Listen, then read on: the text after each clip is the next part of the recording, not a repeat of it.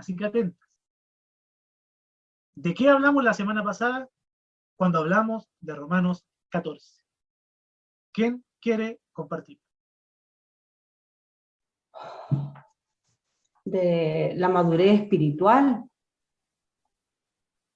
Ya, ¿cierto? muy bien. Hablamos de la madurez espiritual, perfecto. ¿De qué más habla Romanos capítulo 14? Habla,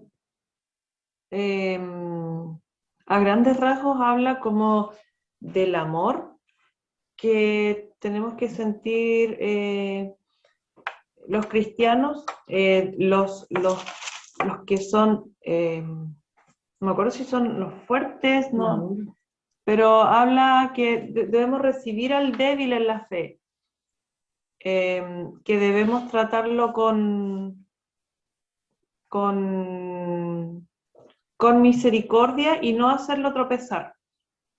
Que dijimos que los cristianos deberíamos poner especial atención en este pasaje, porque si todos viviéramos según Romanos 14, la iglesia de Cristo sería muy diferente a lo que es ahora, porque en la iglesia mucho se ve a veces que los hermanos se admiran unos de otros, no nos recibimos con amor muchas veces. Entonces, si fuéramos como dice este pasaje, sería muy diferente y no estaríamos muchas veces contendiendo, ni estaríamos pisoteando al hermano porque a lo mejor tiene menos conocimiento, sino que seríamos como Cristo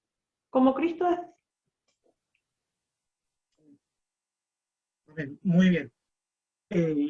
Muchas veces, y esto yo se lo he comentado, bueno, antes de dar el comentario, hermana Camila también había prendido el micrófono y quería hablarnos un poquito acerca de lo que vimos la semana pasada en Romanos, capítulo 14.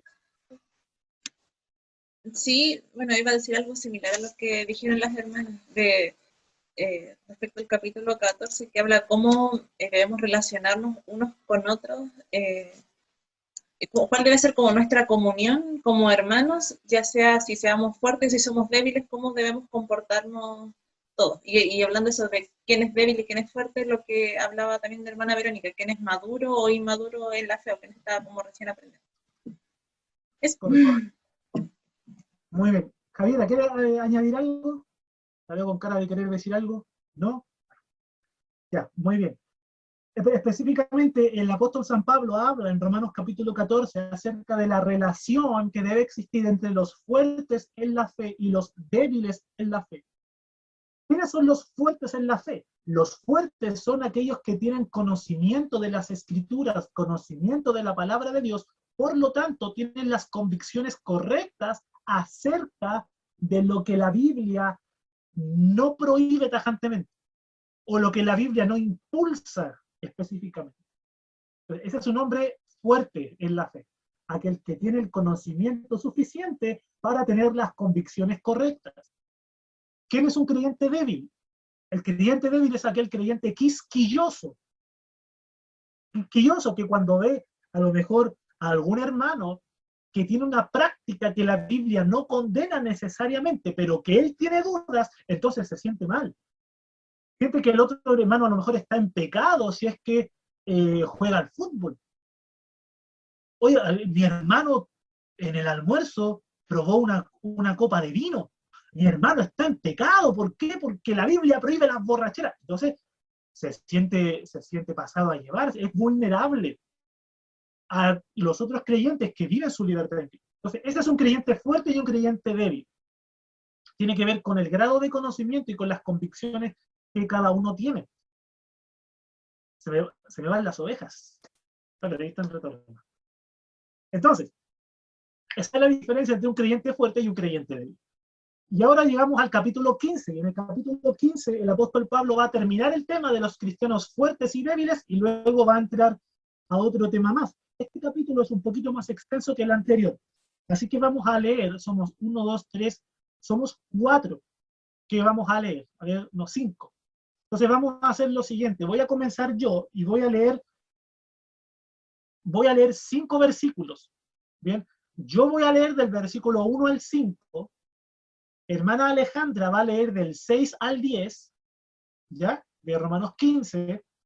Hermana Verónica va a leer del 11 al 15, Javiera va a leer del 16 al 20, hermana Camila del 21 al 25, yo voy a continuar con los siguientes 5 y hermana Alejandra va a terminar con los últimos 3.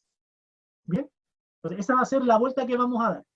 5 versículos cada uno y la última que lea va a ser hermana Alejandra, que va a leer 3 versículos para terminar. Ya comienzo entonces con la lectura de Romanos capítulo 15, dice así. Así que los que somos fuertes debemos soportar las flaquezas de los débiles y no agradarnos a nosotros mismos.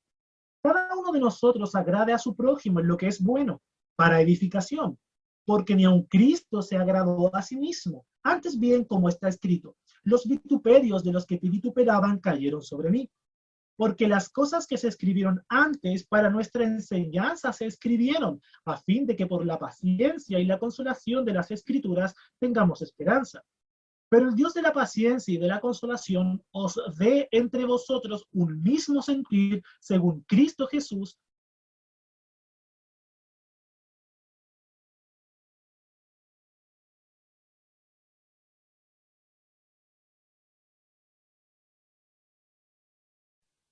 No está activado el micrófono.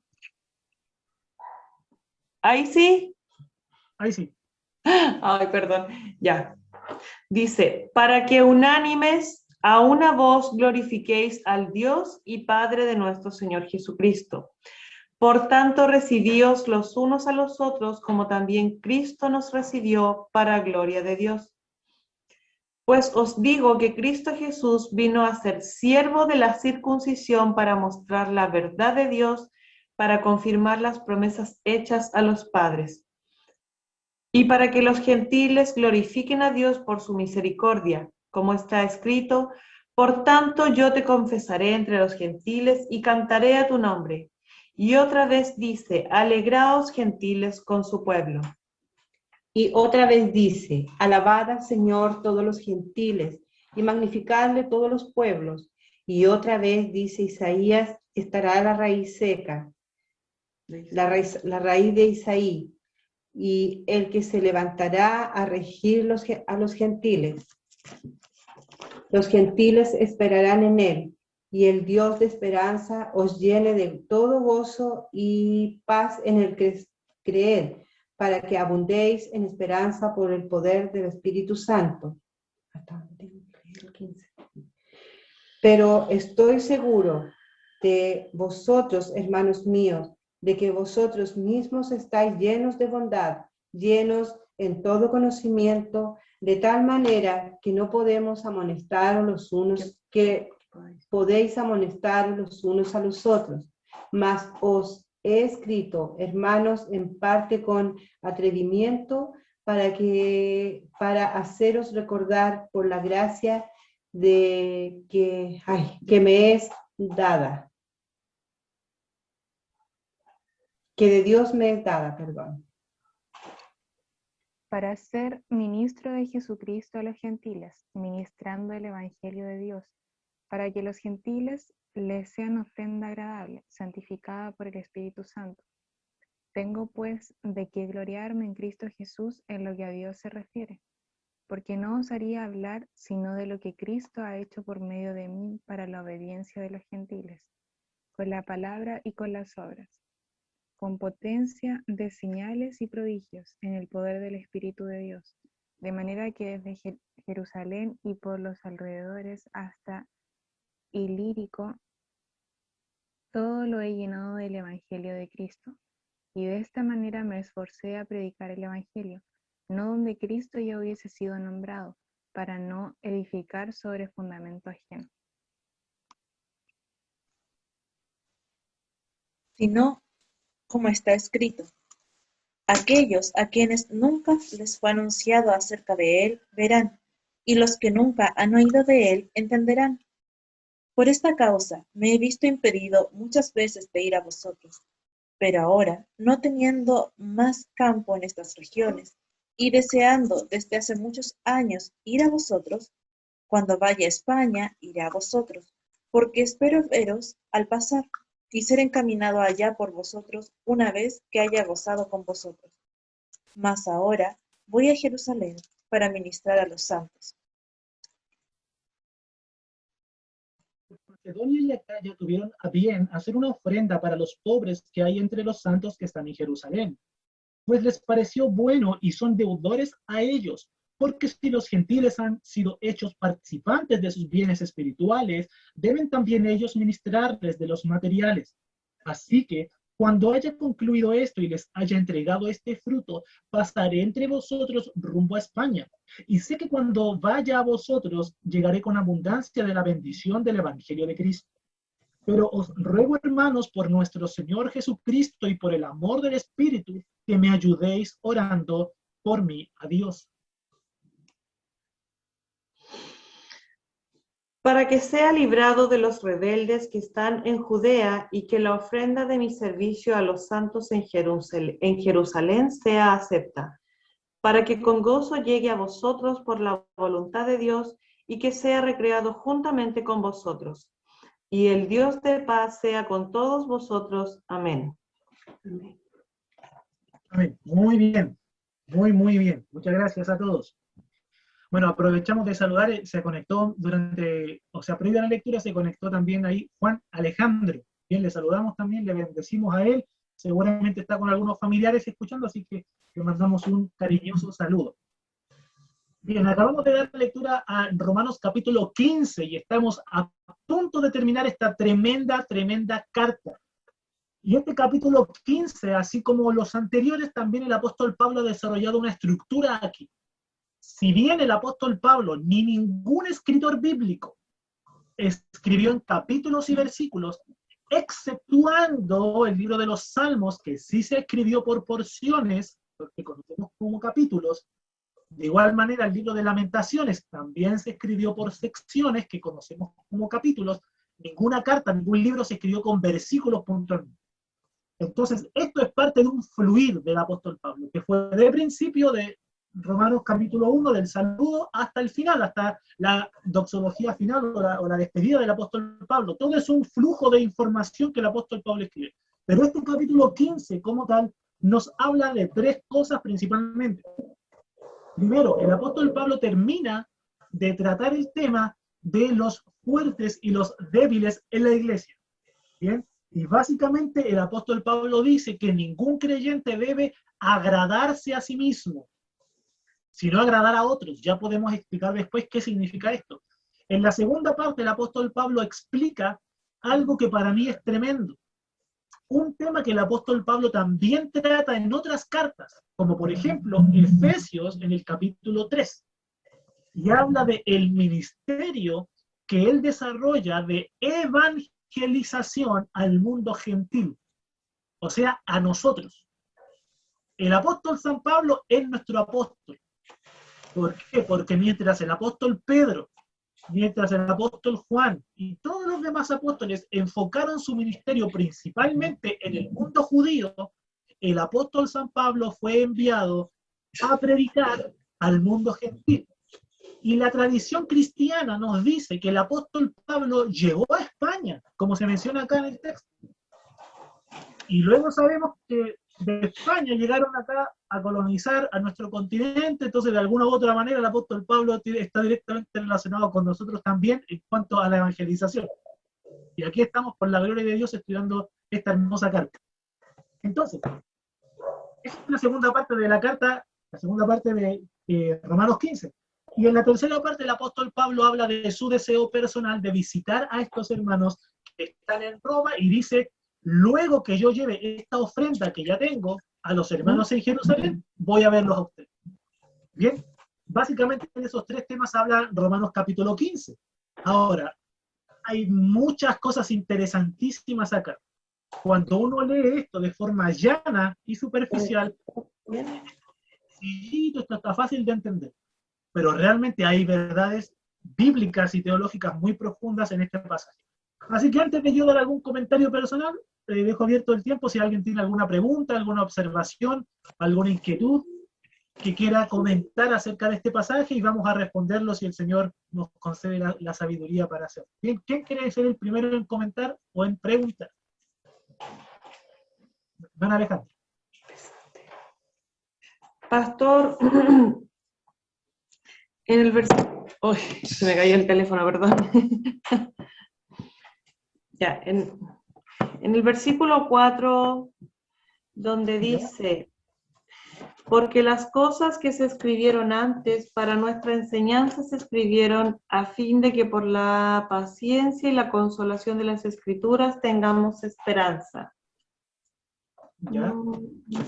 ¿A qué se refiere con las cosas que se escribieron antes? Bien, muy buena pregunta. Muy buena pregunta. Cuando el apóstol Pablo escribe la carta a los romanos, sabemos que se está dirigiendo a un doble tipo de público. A un público judío y a un público gentil. ¿Ya? Observamos eso a lo largo de la carta a los romanos. Entonces, como ya lo sabemos porque ya leímos y ya estudiamos el libro de Hechos, el apóstol Pablo era grandemente perseguido y acusado por sus paisanos, por otros judíos. Era acusado de que él apostataba de Moisés y que él les enseñaba a los gentiles a no guardar la ley, que les enseñaba a los gentiles a confiar en un carpintero nazareno y no a someterse a la palabra de Dios, al pacto que Dios estableció con Israel por medio de Moisés. Entonces, lo acusaban de eso, de menospreciar la ley y de menospreciar la revelación divina. Entonces el apóstol Pablo, ya vimos en el desarrollo de la carta a los romanos que el apóstol Pablo echa por tierra ese argumento. Nunca el apóstol Pablo menospreció la ley.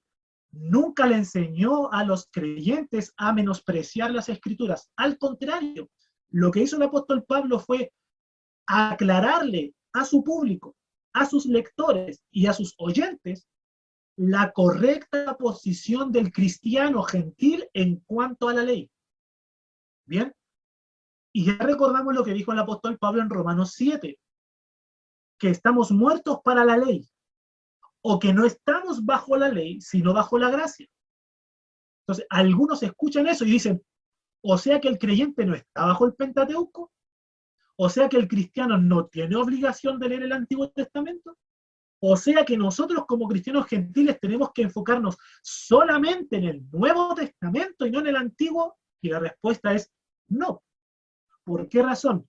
Porque las cosas que se escribieron antes para nuestra enseñanza se escribieron. O sea que, si bien el libro de Génesis fue escrito directamente para los israelitas que salieron de Egipto, que fueron por el desierto, ellos necesitaban saber quién era Jehová. Si esos judíos, esos israelitas nacieron en esclavitud, esos israelitas nacieron y veían a los egipcios adorando a Osiris. Entonces, esos judíos que nacieron en esclavitud decían, oye, pero mira, estos egipcios tienen más poder que nosotros y adoran a Osiris, adoran a Ra, adoran a todos estos dioses y tienen más poder que nosotros, nos tienen de esclavos. Entonces seguramente muchos judíos sintieron la inclinación en su corazón de adorar a esos dioses, porque esos dioses, entre comillas, les daban más poder a los egipcios. Ya vemos lo que pasó en el desierto, le pedían a Moisés que los llevara de vuelta a Egipto. Entonces esos egipcios necesitaban saber quién era Jehová, necesitaban saber sobre la creación, necesitaban saber sobre Abraham, sobre los pactos que Dios estableció con los antepasados. Entonces, ¿qué hace Dios? Les da el libro de Génesis a esos judíos. Entonces, en primera instancia, Génesis fue escrito para esos judíos en el desierto. Pero, por un impacto obvio, el libro de Génesis también serviría para los descendientes de esos judíos, para que sepan quién es Jehová, cuáles son los pactos y cómo deben honrar a Dios por ser su creador y su sustento. Pero además el libro de Génesis fue dado para toda la nación de Israel y para el mundo entero, para que el día de hoy los intelectualoides no especulen acerca de un Big Bang, de una evolución, de los Anunnaki, de los reptilianos, para que no especulen sobre eso. Les voy a dar Génesis para que aprendan que venimos de las manos de Dios o del aliento de Dios, y no del mono.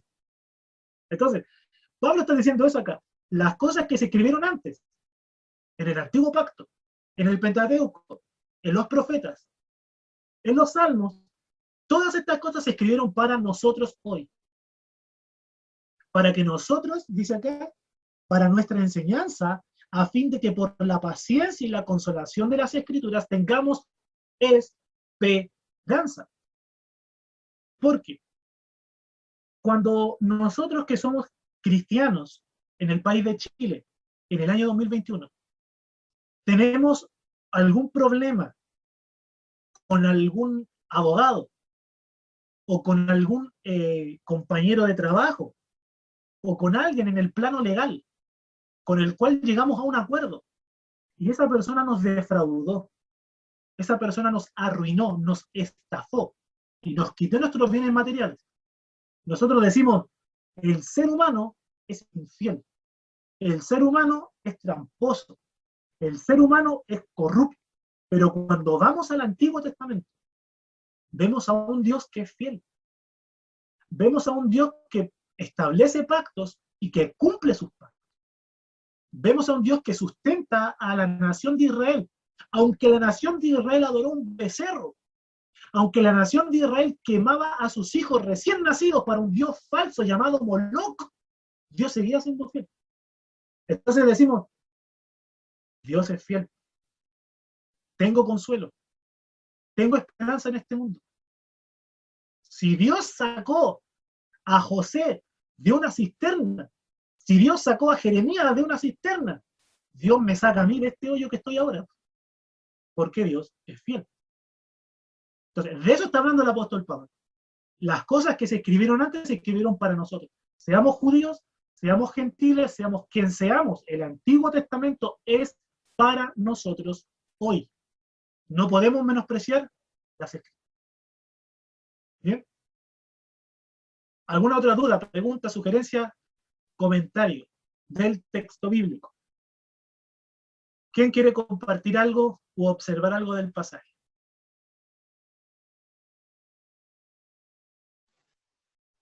Hermana Camila. Bueno, a mí hay un versículo de este capítulo que me gusta, que es el 3. Dice, porque ni aun Cristo se agradó a sí mismo, ante bien como está escrito, los vituperios de los que te vituperaban cayeron sobre mí. Que, o sea, me gusta porque de alguna manera me impacta de la forma como el Señor también nos manda a negarnos a nosotros mismos, que mostrando el ejemplo de Cristo primeramente, como Él fue capaz de negarse por completo, y nosotros debiéramos seguir su ejemplo. Me recuerda al pasaje de Hebreos 12, 3 parece, 4, que también muestra que nosotros debemos ser como Él. A ver si lo encuentro. Vamos.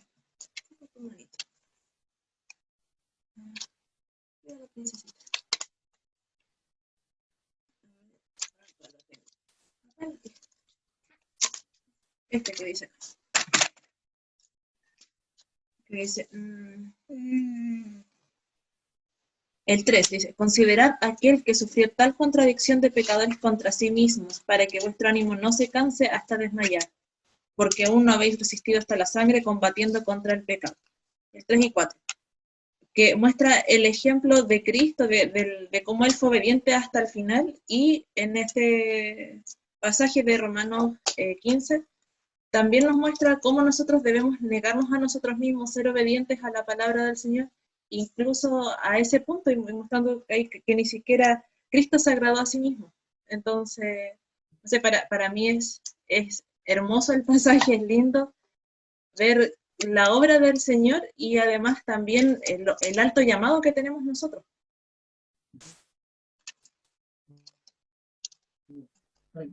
Para entender bien este pasaje, necesitamos, y si me lo permiten, leer los anteriores y entender de qué viene hablando el apóstol Pablo. Dice el versículo 1, dice, así que los que somos fuertes. ¿Por qué Pablo dice eso? Porque Pablo tenía conocimiento, había recibido el evangelio de Cristo mismo. Y como les mencioné delante, él tenía las convicciones correctas en base al conocimiento correcto. Por tanto, Pablo se consideraba fuerte. Y yo creo que es una bendición que nos consideremos fuertes a nosotros mismos en la fe. Ahora, si nos consideramos fuertes, tenemos que actuar como cristianos fuertes. ¿Bien? Dice, los que somos fuertes debemos soportar las flaquezas de los débiles. Voy a hacer un alcance acá. Aquí el pasaje no dice que tenemos que soportar a los débiles. Dice que tenemos que soportar las flaquezas de los débiles. ¿Por qué razón? Porque si nosotros nos proponemos soportar a los débiles, vamos a estar toda nuestra vida aquí en la tierra aguantando, aguantando, aguantando sin hacer nada. Lo que nosotros tenemos que hacer con los débiles es amarles, enseñarles, exhortarles y amonestarles en amor para que dejen de ser débiles y puedan desarrollarse. Lo que tenemos que soportar son las flaquezas de los débiles. Bien, espero que se entienda la diferencia.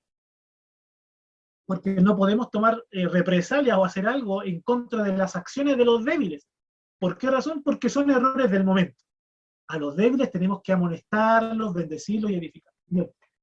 Dice, tenemos que soportar las flaquezas de los débiles y no agradarnos a nosotros mismos. O sea, no vivir para nuestra propia complacencia. No vivir para nuestro propio deleite. Como el día de hoy sabemos, estamos viviendo en la época del deleite personal. Siempre ha existido en la historia de la humanidad una tendencia a buscar la complacencia personal. Siempre. Pero el día de hoy, como lo mencionamos delante, es mucho más fácil buscar la comodidad propia, el entretenimiento propio y la diversión propia. Si alguien no me interesa, si yo no quiero interactuar con alguien, simplemente lo borro de mi Facebook, lo borro de mi Instagram, lo borro de mi Twitter y listo. Y ya no interactúo más, porque yo vivo en mi mundo digital y nadie se mete en mi mundo digital. Entonces es muy fácil el día de hoy aislarse del mundo, sobre todo en tiempos de cuarentena.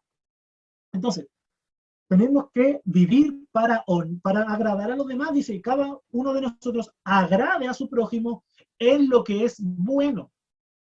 Bien, la vida cristiana no se trata de hacer feliz a la gente. La vida cristiana se trata de honrar a Dios con nuestra vida. Entonces, ¿de qué está hablando acá cuando tenemos que agradar a otros? Se trata de que no tenemos que hacer tropezar a otros. Bien, de eso se trata. Agradar a su prójimo en lo que es bueno para edificación. ¿Se dan cuenta? Todo lo que hacemos tiene que hacer para edificar a los demás. De eso está hablando Pablo cuando dice que tenemos que agradar a otros. Pablo no está incitando a que nosotros hagamos que los demás se sientan felices y cómodos con su pecado. Porque hay predicadores que no predican acerca de la santidad para no herir a sus hermanos en la iglesia. Hay pastores que no predican en contra del adulterio.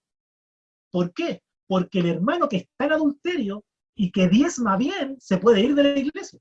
Entonces, para que no se vaya de la iglesia, yo no voy a predicar en contra del adulterio. Bien, entonces, el apóstol Pablo no está diciendo eso. Dice que tenemos que agradar a otros para edificación, o sea, para contribuir a la santidad de la iglesia, contribuir al desarrollo en santidad de la comunidad cristiana. Entonces, tenemos que agradar a otros para edificación. Y aquí va lo que mencionaba hermana Camila. Porque ni aun Cristo se agradó a sí mismo.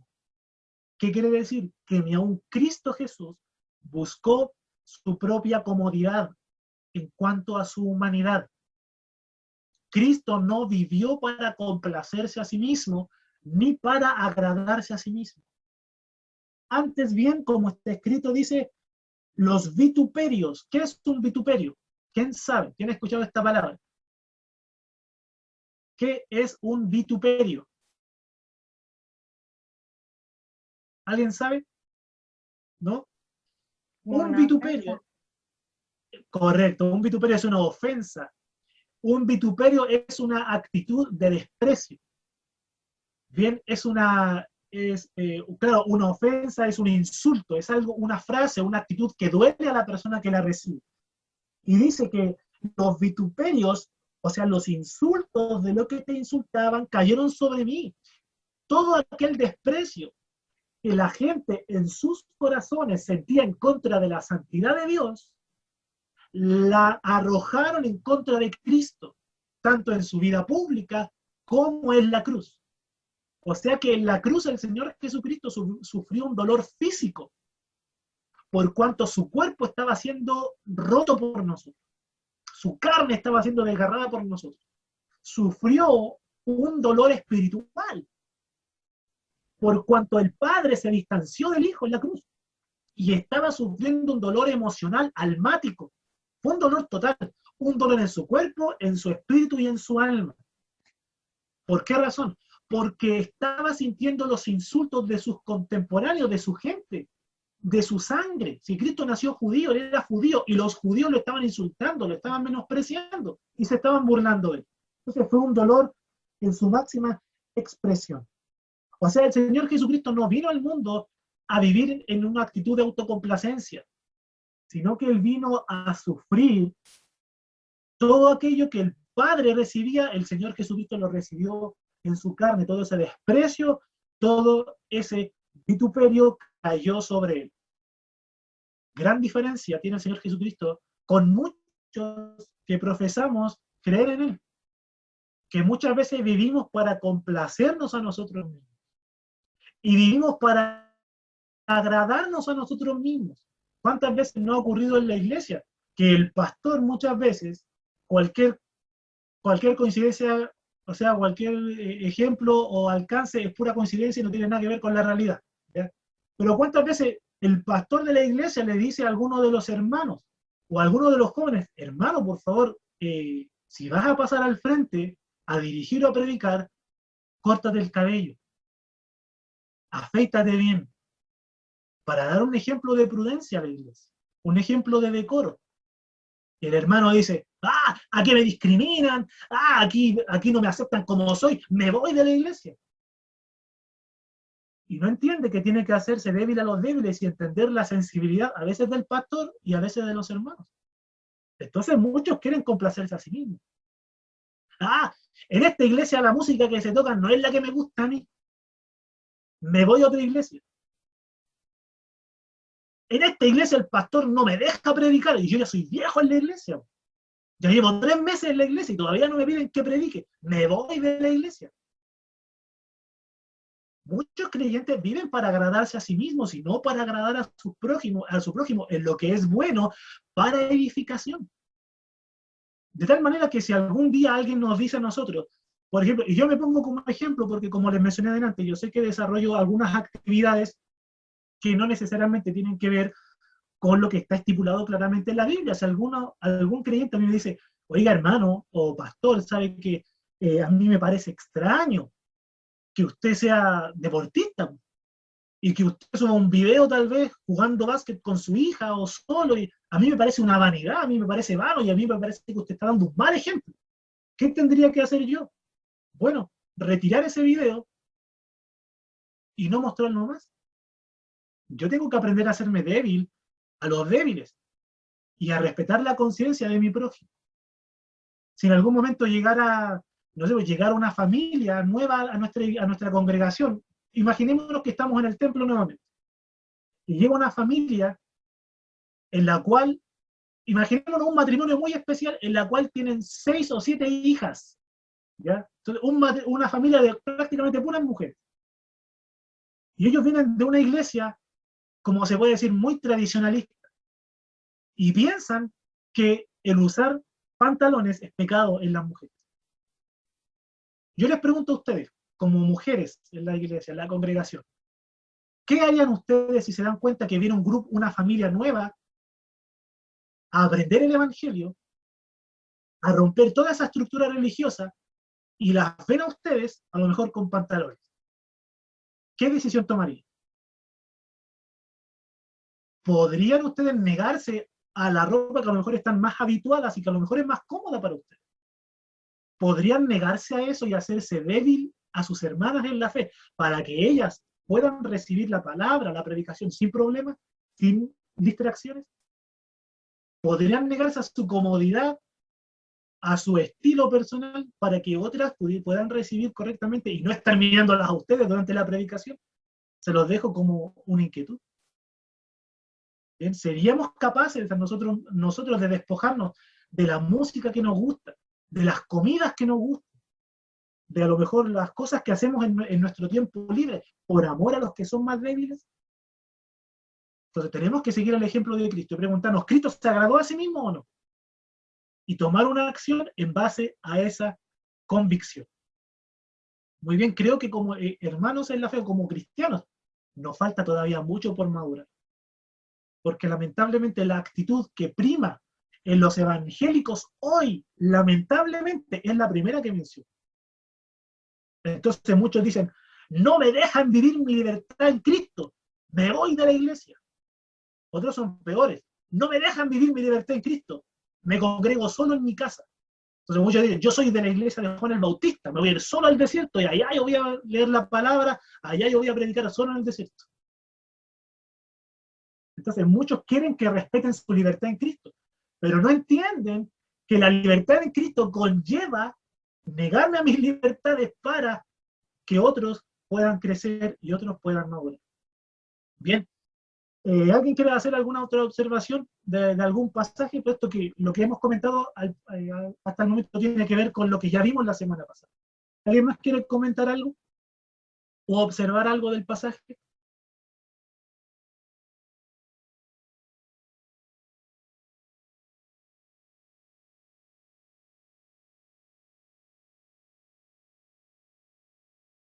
Bien, nadie. Entonces voy a yo leer un pequeño pasaje y voy a dar una pequeña reflexión. Dice acá en el versículo 25, voy a leer del 25 al 27. Dice, más ahora, dice Pablo, voy a Jerusalén para ministrar a los santos. Esto significa para servir, para prestar un servicio a los hermanos en la fe. Porque Macedonia y Acaya tuvieron a bien hacer una ofrenda para los pobres que hay entre los santos que están en Jerusalén.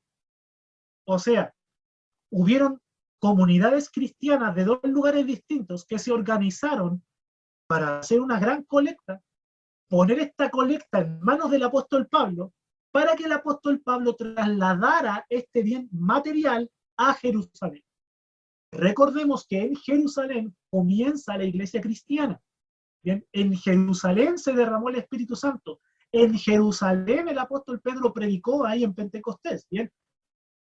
Entonces dice, 27, pues les pareció bueno y son deudores a ellos. ¿Por qué razón?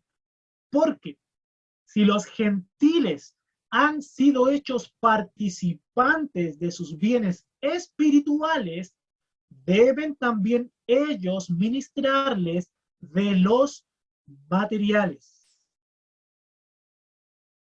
¿Qué intento decirles a ustedes o transmitirles con este pasaje? Lo siguiente. Y es que, como les mencioné, desde Jerusalén fluye la iglesia. El Señor Jesucristo en Mateo capítulo 16 anunció que Él iba a edificar su iglesia. Y Él comenzó a edificar la iglesia desde Jerusalén. Y desde Jerusalén salen los judíos, los apóstoles primeramente, y los primeros discípulos a predicar el evangelio. ¿A dónde? Primero en la misma ciudad de Jerusalén, luego en toda Judea, luego en Samaria, y luego hasta lo último de la tierra. O sea que el evangelio de Dios ha fluido desde esa ciudad el día de hoy hasta nuestro país. Porque nuestro país es lo último de la tierra desde la mentalidad de un judío. Si uno se pone ahí en Israel y busca el país más lejano, ahí estamos nosotros. ¿Bien? Entonces, hay dos grupos en este caso que el apóstol Pablo está mencionando. Los judíos de Jerusalén y los gentiles. Y el apóstol Pablo está diciendo que los judíos, los cristianos judíos desde Jerusalén han impartido el evangelio al mundo gentil. Eso es claro y eso es obvio, porque desde Jerusalén fluyen los primeros misioneros y los primeros evangelistas. Bien, lean Hechos capítulo 8 donde el Evangelio se predica desde Jerusalén a Samaria, y luego Hechos capítulo 10, donde el Evangelio se predica desde Jerusalén hasta hacia los gentiles, que el apóstol Pedro le predicó hoy a Cornelio y a su casa. Entonces, los cristianos de Jerusalén imparten bendición espiritual a los gentiles. Por tanto, los cristianos gentiles responden a los judíos de una forma material. Noten esto. Los cristianos judíos dan un bien espiritual y los creyentes gentiles responden con un bien material. ¿Cuál es la interacción que se forma acá? La siguiente. Y es que, como dicen las Escrituras y como dice la palabra ahí en 1 Corintios capítulo 9, que el Señor mandó a los que anuncian el Evangelio que vivan del Evangelio. No es pecado, no está mal que un ministro reciba una bendición económica o material por causa de su servicio espiritual. Un maestro bíblico, un evangelista, un pastor, un maestro de escuela dominical que recibe una remuneración por su trabajo, no está vendiendo el evangelio. Lo que está haciendo es ser bendecido en lo material en la medida que él está bendiciendo a otros en lo espiritual. Entonces, no está mal que los ministros sean sustentados. Lo que está mal es que un ministro le ponga precio a su trabajo espiritual. ¿Por qué razón? Porque nosotros, todos los creyentes, todos los hijos de Dios, tenemos que dar por gracia lo que por gracia hemos recibido. Entonces, si yo soy un ministro, un evangelista, y a mí me invitan de una región de mi país a predicar el evangelio y me preguntaran, hermano, ¿cuánto cobra usted por venir a predicar a nuestra iglesia o por venir a predicar a una campaña? Yo tendría que decir, hermano, yo no voy a cobrar por ese servicio, porque yo tengo que dar por gracia lo que por gracia he recibido. Entonces ahí yo tendría que ir a predicar. Sin embargo, luego de ejercer un servicio espiritual, si los hermanos sienten en su corazón dar una ofrenda, no habría ningún problema con que ese maestro, ese predicador, reciba esa ofrenda. ¿Por qué? Porque esos hermanos están dando por gracia lo que por gracia ellos recibieron primero. El problema radica en la actitud del corazón. Cuando un ministro se cree a sí mismo famoso, se cree a sí mismo imprescindible en el reino de Dios, entonces le pone un precio a su predicación, le pone un precio a su ministerio. Eso es un error.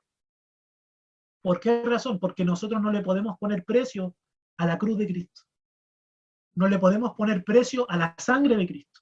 No le podemos poner precio a la revelación de Dios en las Escrituras. Por tanto, tenemos que dar por gracia lo que recibimos por gracia. Pero así como los ministros se entregan de lleno a la predicación de la palabra y a compartir el evangelio, la iglesia debe ser considerada. La comunidad debe ser considerada y decir, este varón está derramando su vida, está derramando su tiempo. Ese varón no come aire, no se viste con aire, no vive de la carne que le traen los cuervos como Elías, porque eso fue un milagro que ocurrió una vez. Entonces la iglesia en consideración da por gracia, con un genuino sentir en su corazón de agradecimiento. Espero darme a entender con este principio. ¿Por qué lo menciono? Hace algún tiempo atrás me acuerdo en una reunión de miembros en otra iglesia, ya ahora estábamos en una reunión y se estaba hablando del pastor, del sueldo del pastor. Más bien era una conversación entre miembros de iglesia. No era una reunión de miembros, sino una conversación entre miembros. Y uno de los miembros dijo, la iglesia no debería pagarle al pastor. Dijo un personaje, no debería pagarle al pastor. ¿Por qué razón? Le pregunté yo. Porque él hace una labor espiritual. Por tanto, no se le debería pagar. siendo así, podríamos llevar ese razonamiento equivocado a otras áreas. Un profesor en el colegio o un profesor que imparte clases online, ¿se le debería pagar por su trabajo? Bueno, bajo esa lógica, no se le debe pagar, porque él está haciendo un trabajo intelectual. No un trabajo, no un trabajo físico, no se lo está dando un bien. Un consejero, un asesor, imaginemos un asesor financiero, un asesor de bienes raíces, un asesor de publicidad, ¿se le debería pagar por su trabajo? Bajo esa lógica, no, porque está haciendo una labor intelectual.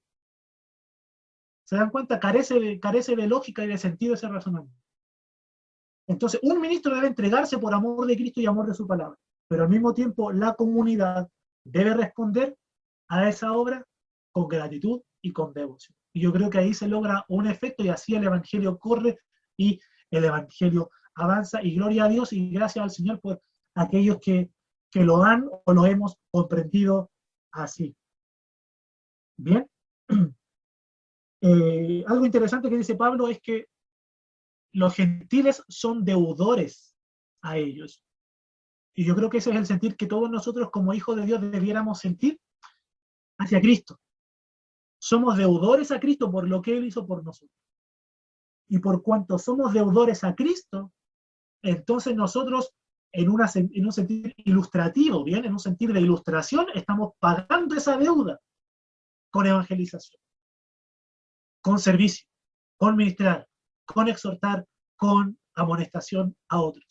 Por eso el apóstol Pablo dice que él se sentía deudor a los gentiles y por eso les predicaba el evangelio, por la gran obra que Cristo había hecho por su salvación.